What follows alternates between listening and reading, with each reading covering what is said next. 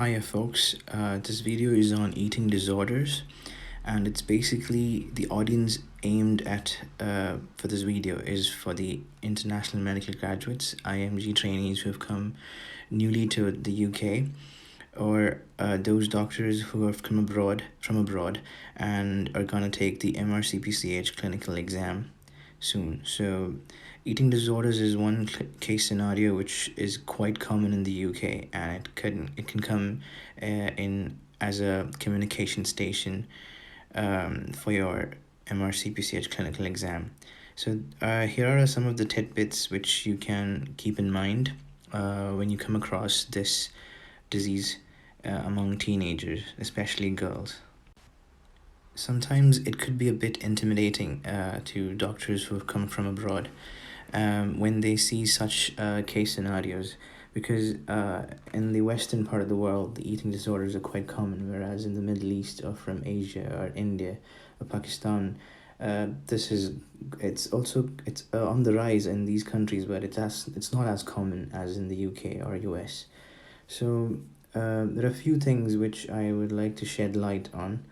When such children, when you're starting to work as a registrar in the UK, and when you see such children walk into your children's ward, you would notice that they've been referred by either the health visitor or the GP. So GP is the main doctors who pick up, and they are the ones who send them to the children's ward for assessment. So they will be anorexic, they will be extremely lanky and scrawny, and they will be extremely thin. We might think of in the in the Asian part of the world or the Middle Eastern part of the world, you might think of malignancy or malnutrition or a chronic disease like tuberculosis or anything. But when it comes to the UK, this is sort of a mental disorder seen among the teenage children. So when a such child comes to the ward, the nurses first tend to take the anthropology, that is, they check the height, weight, blood pressure, temperature, and tricep skin fold thickness, and heart rate. Many times these children will have POTS, postural orthostatic tachycardic syndrome. So the blood pressure and heart rate they take in lying down and in standing position. So a change in heart rate of around 30 to 40 beats per minute in the first 3 minutes of change in posture. So on lying down, so you basically make them lie down, and then after 10 minutes you suddenly ask them to stand up. So in the first 3 minutes, first 5 minutes you could see a change in heart rate of around 30 to 40 beats per minute. That is tachycardia, postural orthostatic tachycardia, or the blood pressure change in the first 3 minutes, the first 5 minutes of around 20, drop in systolic blood pressure of 20, and a drop of diastolic blood pressure of 10. So that is the diagnostic criteria for POTS. So why I am talking about this scenario is that this is a very common case scenario that can come in a communication station. So I will be addressing the issue of how to talk to such children when you have such a child as your communication station. So before I tell you about how to engage with such a teenage child in your communication station, I'll briefly tell you about the types of eating disorders. That is AN, that is anorexia nervosa, as you can see. Then BN, that is bulimia nervosa. Then you have BED, that is binge eating disorder. And then you have another classification called EDNOS or OSFED, that is eating disorder not otherwise specified, or other specific feeding or eating disorders. And eventually the last one is very common among autistic children, and this every doctor needs to know about, is the avoidant restrictive food intake disorders. These I'll tell you each in detail. So starting with anorexia nervosa, so there's a specific threshold to this diagnosis. You can't simply diagnose anyone skinny as anorexia nervosa. So there's something called the median BMI. It is a small m BMI, which I'll tell you in a few minutes. So the median BMI for the age and gender should be less than 85 percentage. I've highlighted in the picture above. And such children should have a mental disorder of having an obsession of their body image, and they really fear of gaining weight. If at all they gain even a bit of an iota of weight, they tend to take measures to bring down their weight. I have even seen children who are admitted in the ward who put a blanket above them, and when doctors and nurses are not looking, they keep moving their feet. They keep fidgeting with their legs so that there's some activity and exercise they do under the bed sheet just to get rid of the calories and burn the calories. So that much obsession they have. So it's like a disturbed perception of their body image, of weight gain.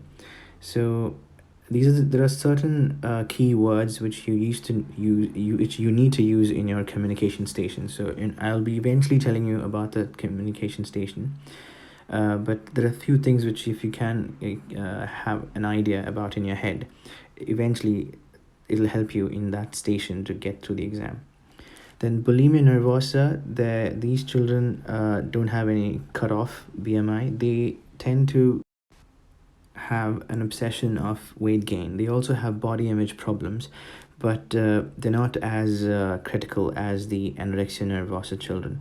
So they will try to lose weight fast, exercise, but eventually they end up having an episodes of binge eating. And once they have binge eaten, they lose control of their eating, and they eat a lot, and eventually this happens every week, at least once a week. And they have compensatory behaviors like vomiting. So they retch, they put their hands inside their mouth, fingers inside their mouth, and bring up food back to vomit, or they abuse with laxatives, or go for a mad HIT, high intensity training exercise. Their teeth are many times stained with acid reflux, and their knuckles might have bullous or lesions or calluses on their knuckles due to especially the MCP joints, where because of constant putting their hands in their mouth to bring the food out because of retching. So you might be all knowing all of this, yeah.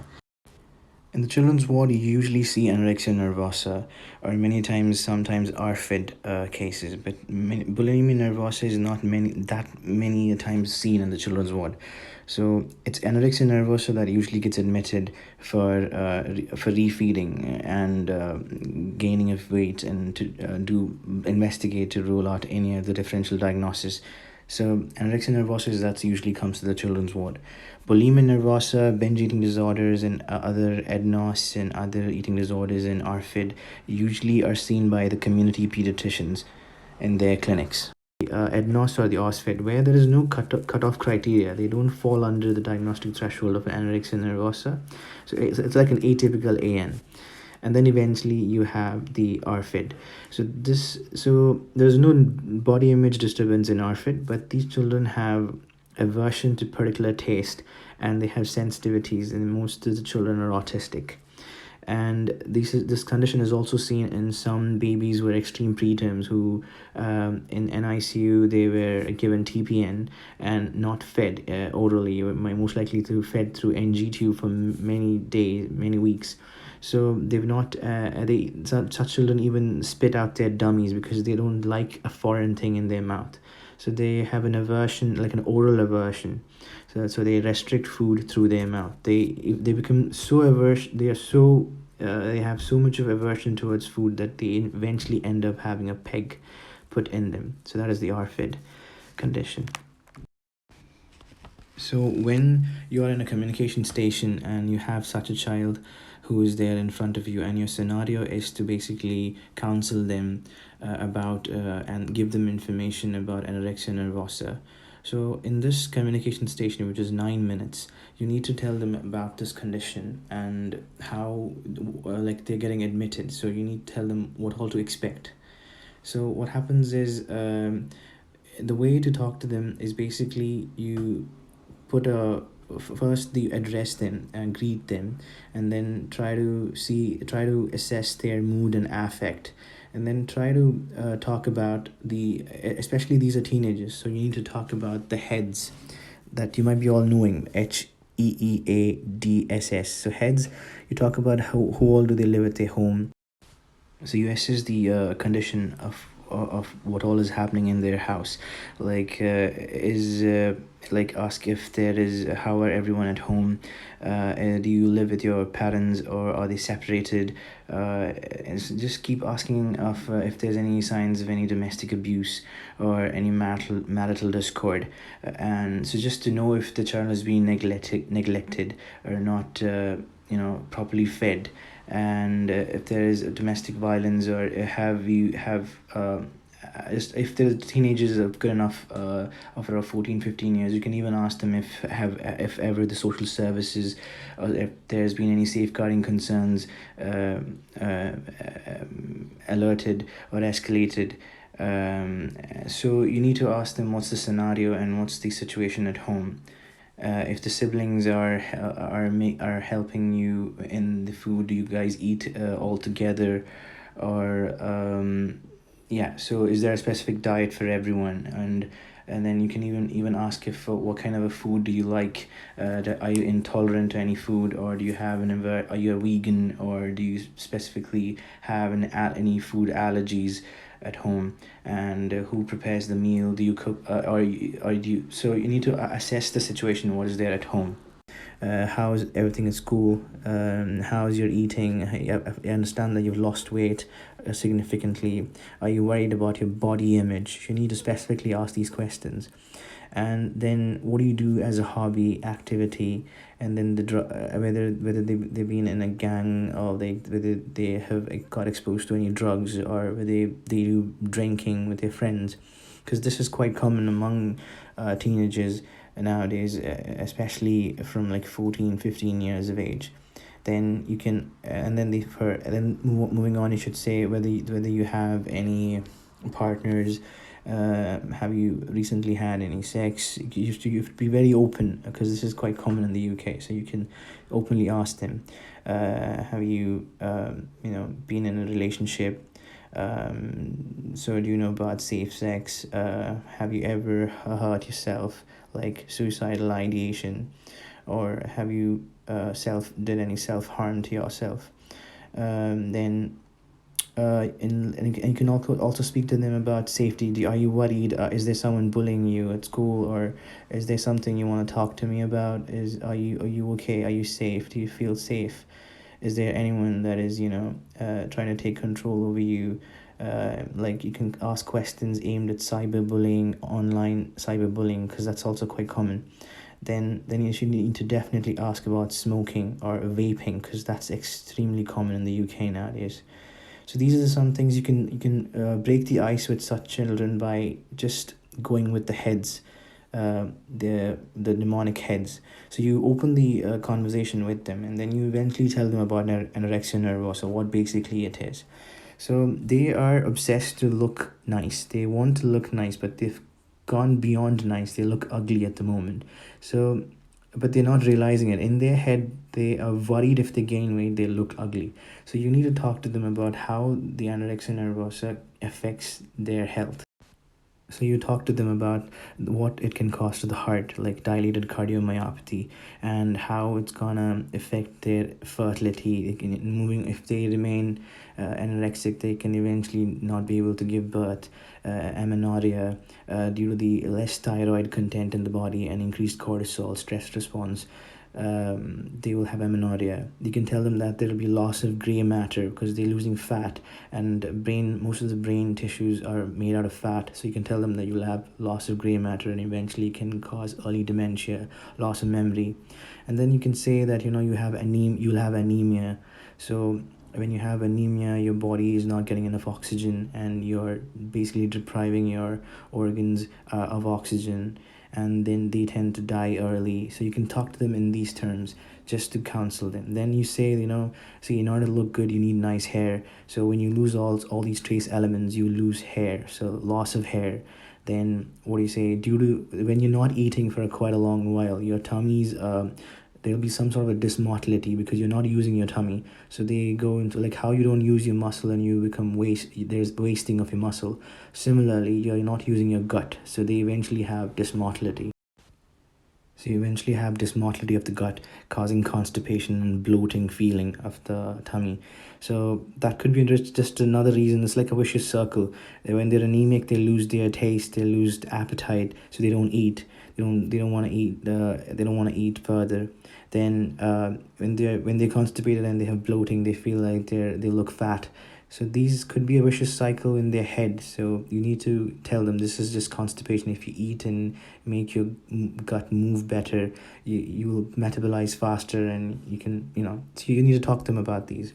And then you can even say to such children that, if you have a scar, for the matter that you were playing and you fell and you have a scar, your scars won't heal quick. They're already quite self-obsessed with their body image, so if at all they have a scar, it won't heal faster, and it might cause keloid formation. So it's not good to have a scar. Your bones are brittle, osteoporosis, due to the lack of nutrients and calcium and vitamin D. You can break your bones very easily. Then you can say, like all malnourished children, how they are prone to infections. You can say you are basically losing your immunity and your neutropenia. You're fighting WBC, white blood cells. You don't have enough due to improper nourishment. So you're prone to infections and you're prone to serious illnesses. So you need to trick them into eating. So basically, you can counsel them by saying all these issues.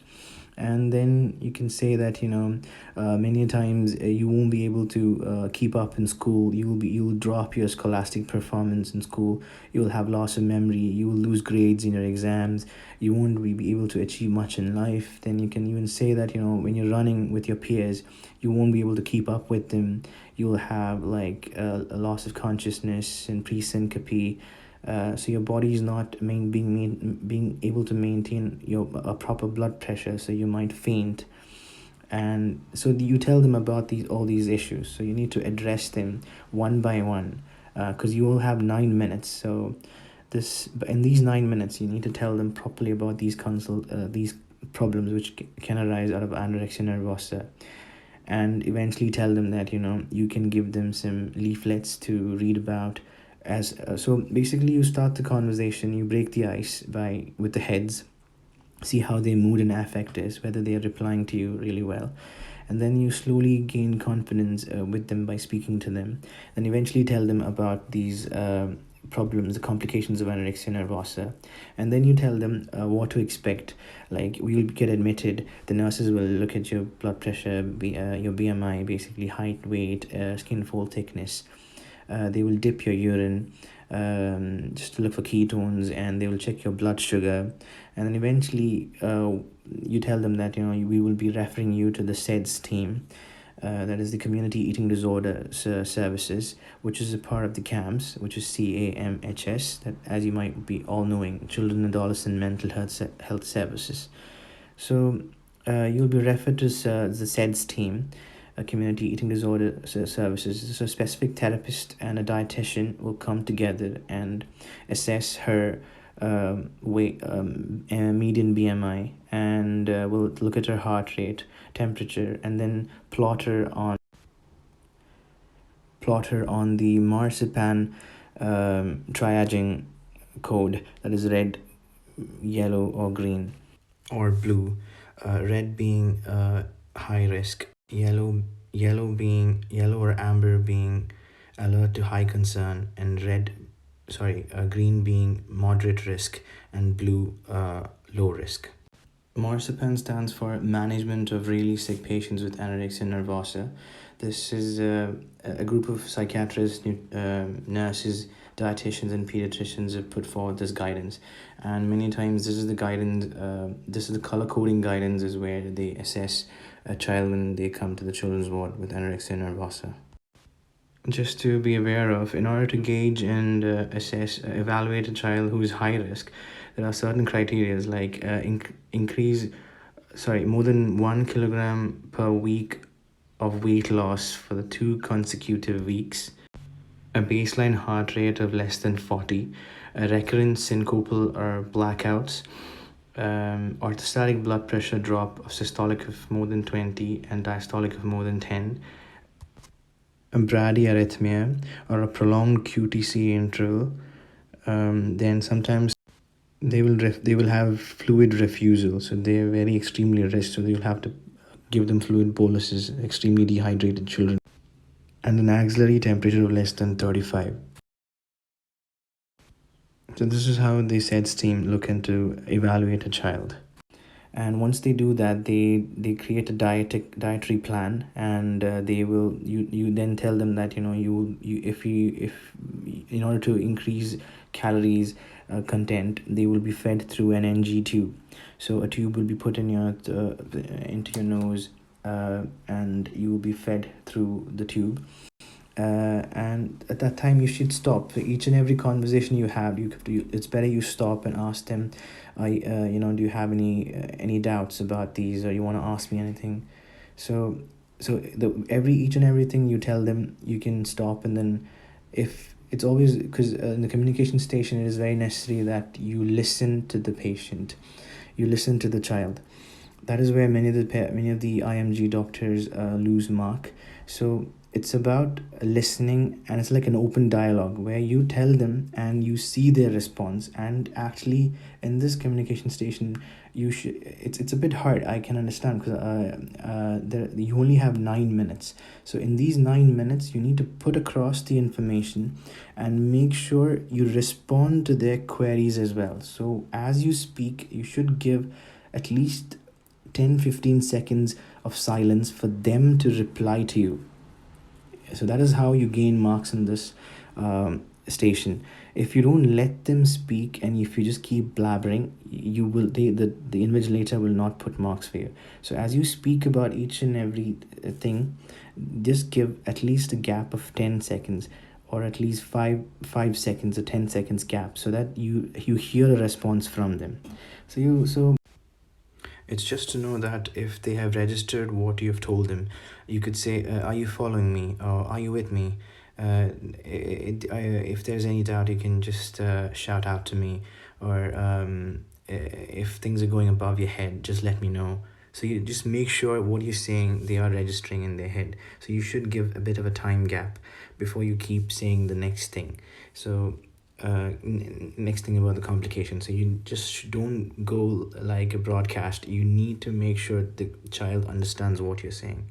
This is what you basically need to do in the communication station, where you address their issues, you tell them what are their fears and how long this has been going through.